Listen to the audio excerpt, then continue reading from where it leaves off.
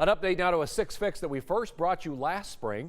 After reaching out to 6 News for help, a Cameron woman is moving into her brand new barn dominium. It comes after she says she was scammed by a contractor.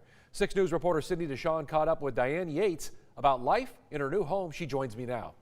Chris, Diane Yates says this is all a dream come true, and it's possible because of a man who happened to be watching our station at the right time. When I walked in the house and my furniture was here and all my belongings, I was just overwhelmed. I mean, I just started crying. Take a seat with Diane Yates, and she just might tell you about her incredible journey. It had to be God, yes. We first introduced you to Diane months ago, staying in a house she could barely live in. It's something Cameron contractor Brendan Myers promised he would fix.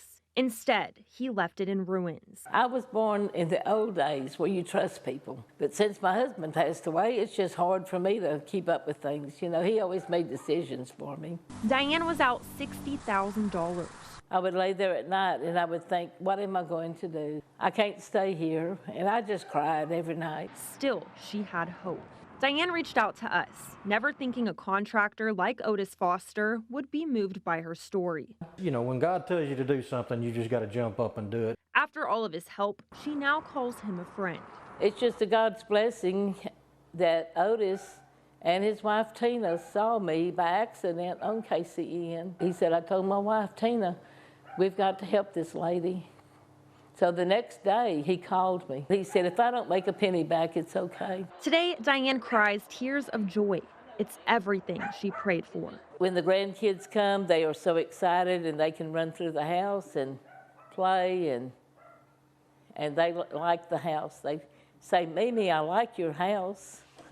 Just such a sweet story. Now, for Brendan Myers, he turned himself into the Milam County Sheriff's Department back in July. He was indicted on multiple theft charges. His pretrial hearing is this Thursday. Chris? And you talk about paying it forward. Wow, what an incredible, generous gesture. That is just great news. We want stories like that every day. Thank you, Sydney.